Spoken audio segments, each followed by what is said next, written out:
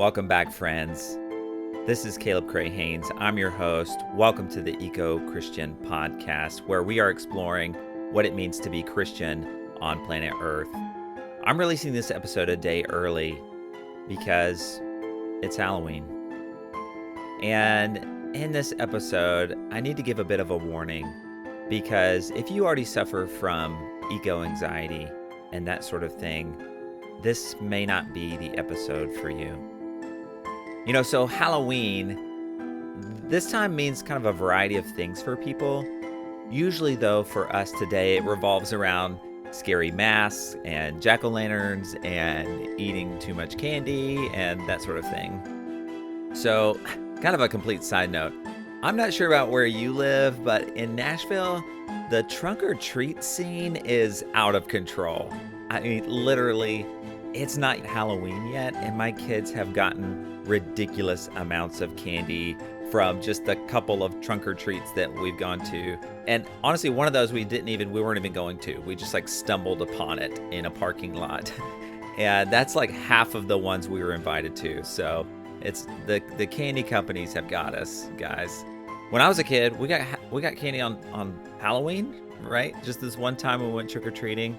The game has changed. The game has changed. So candy coming out of our ears. I recently saw this meme, which I thought was pretty funny, in sort of connection with all the trunk-or-treats that churches are doing. And it just said, Jesus knows your trunk-or-treat is really a Halloween celebration. I thought that was pretty funny. But one of my favorite parts, actually, of this season, honestly, is scary movies. I kind of get into scary movies, although no one really wants to watch scary movies with me, at least around my house. But I like the good ones, right? The classic ones. Are you with me? And a lot of them are just for fun, like something to jump at, something to laugh at. But I even like Hocus Pocus, right? I mean, classic. Although my kids prefer things like Spookly the Square Pumpkin, which no comment if you can make it through it. And my wife has been trying to get us to watch Slaughterhouse. I mean, 2 words, killer sloths. That's all you can't make this stuff up. But here's the deal. We aren't used to having to take these things very seriously because our culture has told us that if something scares us, it's funny or for our entertainment value. In other words, we're not used to grappling with terrors as if they were real. The only way we actually get to sleep at night afterwards is through the subconscious mantra of, that was just a movie. That was just a movie. A few years ago, my wife and I went to a Halloween party, like you do, and I dressed up as an escape room because I thought it would be funny. And I actually would handcuff people to myself, and then they had to figure out a number of clues in order to escape, which I thought was really fun, but apparently some people thought it was awkward. Don't know why. But my wife comes out in her outfit, and she's dressed as climate change, wearing these environmental factoids and lightning bolts and so on. But I gotta be honest, it was just a little too real for me. See, what is occurring environmentally on our common home right now, on planet Earth, is by far the most terrifying thing that humanity has ever encountered. Which, if we're honest, I think that's exactly the reason that so many Westerners don't take it seriously. Because, again, when something is terrifying, we're used to being able to sort of shrug it off and say, glad that isn't real. Because if this is real, there are some real scary consequences. And further, confronting this means altering our lifestyles, changing the way we interact with the world. And for some of us, nothing is more frightening. If this is real, well, that changes everything. If climate change and all the environmental woes we hear about are real, that can be truly terrifying. So it's easier for us to just kind of shrug this off or to discredit the scientists or play the Jesus is coming back soon card. It's easier to scapegoat climate change into politics, right? To talk about the liberals or the green agenda or the quote tree huggers because it feels just too terrible to be real. to give it that much authentic attention. When I was a kid, I used to watch this show called Are You Afraid of the Dark? And it was like a group of kids who got together at night around a bonfire and told scary stories. It was pretty much the best. This one episode, though, I always remember is that these two kids in this afternoon, they found their way into the mall and they went into the arcade. And eventually they played for a while and saw that there was sort of an off-limits area in this back room where there were these off-limit games. Well, of course, they sneak into this back room and start playing this quote-unquote off-limits pinball machine, right? Because that's what we do. If something is off-limits for us, we become obsessed with that thing, with transcending our limitations. Anyway, they play this game for hours. And finally, not knowing how long they'd been there, they're like, we gotta get home. So they come out, the mall's dark, everything's closed. It's like, what time is it? But soon they learn that they actually can't escape the mall. They can't get out. There's no way out. And soon they realize that it's not just the mall that they're trapped in, but they're actually trapped inside the game. While it may feel a bit odd to make a Halloween episode about this, there's something about it that also feels extremely fitting. You see, October 31st is called Halloween, or as we might also call it, All Hallows Eve. Actually, similar to Christmas Eve, it's the night before a Christian holiday. This particular holiday on our Christian calendar is All Saints' Day, which is a Christian day of celebration that occurs on November 1st every single year around the world, a day that we remember those who have come before us and those who have made us who we are today.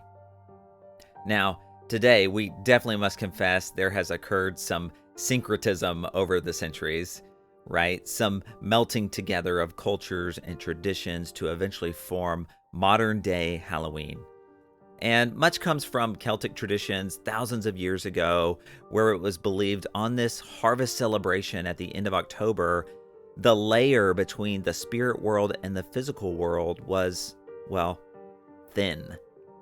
And long story short, centuries later, Christianity's sort of world domination that occurred moved some dates around. And long story short, reshaped this celebration upon remembering the saints, which I'm sure there are some epic podcasts out there about. So there's so much to unpack. But today what we get is carved out pumpkins and costumes and candy corn, all in its spooky made-for-TV form. But here in this October 31st / November 1st space, this Eve of the Saints, if there is still a semblance of this All Hallows Eve, this day of Halloween, when we feel it is an appropriate time to recognize, name, and point out some of the places where the layer is thin, where monstrous things lurk in our world today, well, this might be it. There's no shortage of environmental news that scares the socks off of us today. And I think if we're honest, we just try to avoid it most of the time because it's easier that way. We avoid it not necessarily in the naive belief that it will just go away or not be there if we don't look, like a kid pulling covers over her head, but more in the way of it all feels so big and we feel really pretty small most of the time. So why look anyway? Why put ourselves through that? Why? But what if I told you that we all have a part to play in this? And there are no parts that are small parts because every part actually matters. And just like anything else, the moment you start comparing and contrasting your part with everyone else's part, especially those who have seemingly, quote, more than you, you'll only ever live a paralyzed life. So here's the deal. We'll never be able to fully do our part unless we truly know what is at stake. Until we really understand the context, until we at least have some sort of grasp on what's occurring with God's beautiful creation today. And further, as Christians who are charged with stewardship of creation, it ought to be something we're very interested in. So in this effort, I like to take a pause and to open the closet door and see what kind of skeletons are in there. So a bit of a disclaimer, as with most things here, there are small variable degrees of data on some of these statistics, but of course I will do my best to share everything I know to be true and accurate as possible. And I'm also going to put links in the show notes of some of these things that I'm going to share with you right now. A handful of years ago, one of the things that scared me quite a lot was sitting on my couch on my laptop in the fall of 2018, reading the United Nations Intergovernmental Panel on Climate Change's report, the IPCC. This is a group that isn't represented by one political party or one area or one country. Literally, these are climate scientists from all over the world, hundreds of them. And they gave a special report putting in perspective just how much we had altered our natural environment here on Earth. It's a grim report on how the world will be impacted as we surpass 1.5 degrees Celsius as 2.7 degree Fahrenheit temperature rise, and just how much time we have left to change things before, quote, a runaway chain reaction occurs. In this report, it was stated that we've got to cut our global emissions in half by 2030 and drawing it down completely by 2050. And that was just one report a few years ago. And these reports come out regularly. Here's some from the 2023 report. Human activities, principally through emissions of greenhouse gases, have unequivocally caused global warming. Greenhouse gas emissions have continued to increase with unequal historic and ongoing contributions arising from unstable energy use, land use change, lifestyles and patterns of consumption and production across regions, between and within countries, and among individuals. It goes on. Widespread and rapid changes in the atmosphere, ocean, cryosphere, and biosphere have occurred. Human-caused climate change is already affecting many weather and climate extremes in every region across the globe. This has led to widespread adverse impacts and related losses and damages to nature and people. Vulnerable communities who have historically contributed the least to current climate change are disproportionately affected. Of course, it goes on and on. This, my friends, is real-time data, measured and witnessed unfolding for decades now. Heat. We now see that since the 1980s, each decade has been warmer than the previous one, and this is expected to continue. The warmest 7 years recorded have all been since 2015, the top three being 2016, 2019, and 2020. Just a couple of summers ago, 600 people lost their lives in a heat wave in British Columbia. Water. Just last month, ocean temperatures were also off the charts. Average sea surface temperatures reached the highest on record for September and the second highest on record for any month after August of this year. The oceans have now absorbed the majority of the temperature rise from the last 50 years, and we're finally seeing the effects of it. Increasing water temperatures are affecting huge swaths of biodiversity that we depend on, along with increased acidification. And so now we are seeing coral reefs that are bleaching all over the world.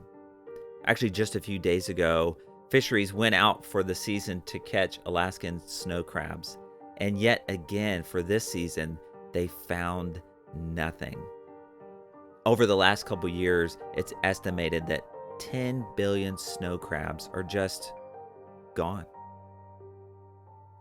Ice caps are melting, causing sea level rise.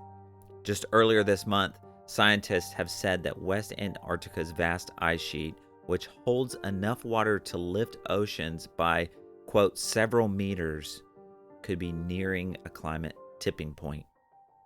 Quote, "Our simulations suggest that we are now committed to a rapid increase in the rate of ocean warming and ice shelf melting for the rest of the century," end quote. Meanwhile, in places out west, for instance, drier conditions are becoming more dry, increasing temperatures leading to a trickle of what once was the Great Colorado River, all while more and more straws are being put in. Wetter environments are getting wetter. As seasonal rains come, massive rain dumpings are happening through intensified storms, causing these major flooding events. And then there's migration. We've recently seen somewhere between 22 and 24 million people migrating from their homes due to sudden onset weather events such as flooding, intensified storms, fires, and droughts. The World Bank has estimated that by 2050, we will see 143 million more climate migrants from Latin America, Sub-Saharan Africa, and Southeast Asia. Our soil. One of the greatest threats we're facing is topsoil erosion. Desertification, it's called. This happens as soil is abused through certain agricultural practices that attempt to force crops to grow from overworked ground. And when this happens, nutrients are depleted. And when heavy rains come, it washes out.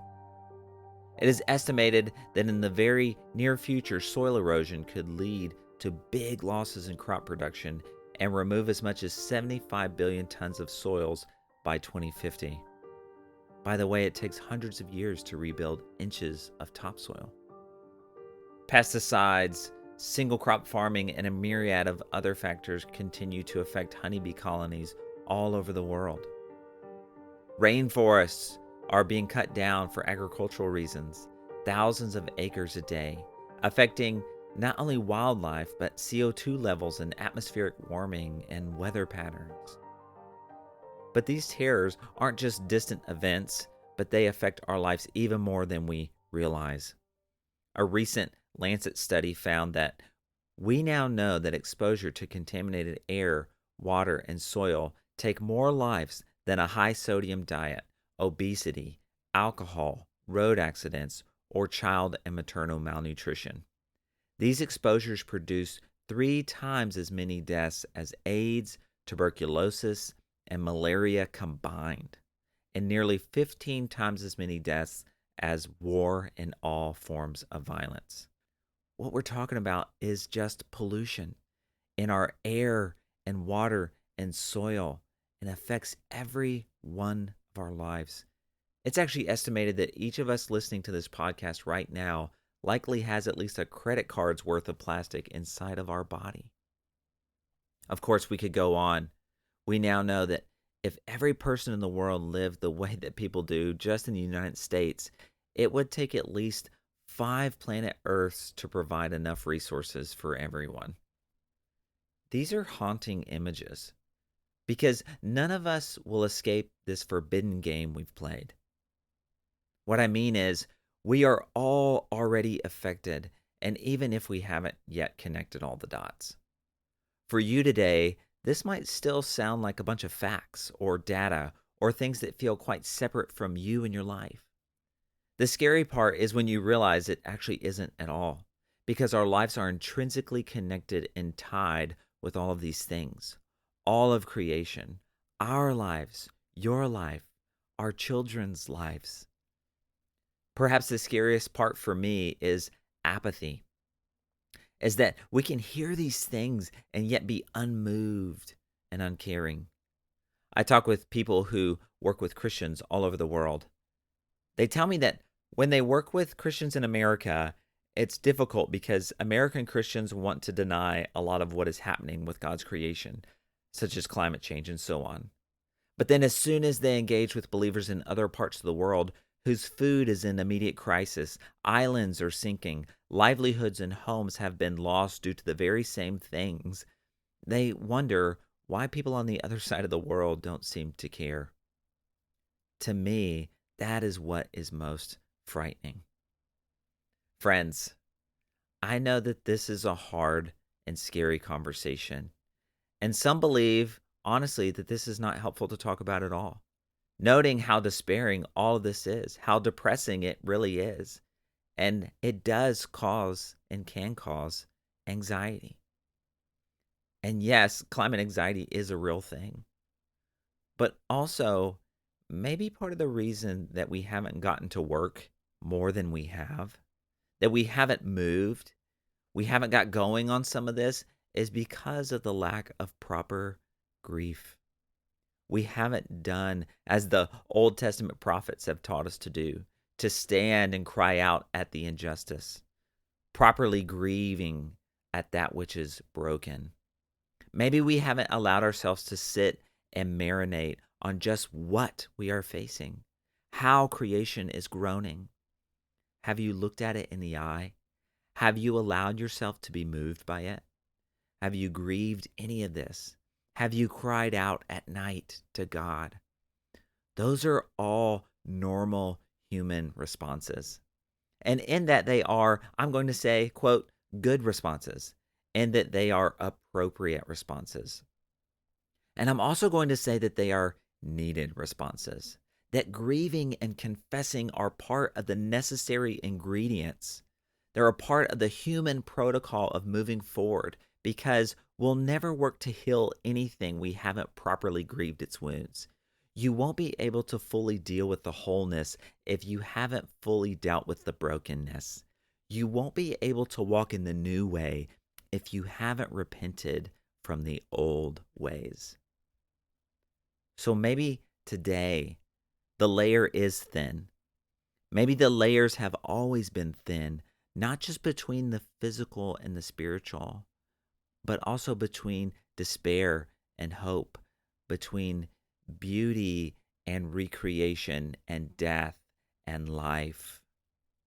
So, moving into the light of All Saints' Day, before we talk about hope later in part 2, I invite you to take some time and sit here in the dark with me, to look some hard and maybe scary things in the eye, to grieve some losses for creation and for ourselves, to hold vigil in and on this sacred ground. Even as we know, what tonight looks like a graveyard becomes inaugural places of resurrection for us as the people of God. So, friends, may you find yourself properly grieving all the ways in which our sins have taken root in the world today, how our overconsumption is harming God's good creation, our brothers and sisters. And may your hearts be prepared for what's next, to explore what it means to be a people of hope in the world. Today, in the wake of All Saints, All Hallows Day, may we remember those who have come before us, and may we live our lives today faithfully and recognizing the many lives that come after us. Will the Lord be pleased with thousands of rams, with 10,000s of rivers of oil? Shall I give my firstborn for my transgression, the fruit of my body for the sin of my soul? He has told you, O mortal, what is good. And what does the Lord require of you? But to do justice, and to love kindness, and to walk humbly with your God. Micah 6:7-9. Grace and peace, friends.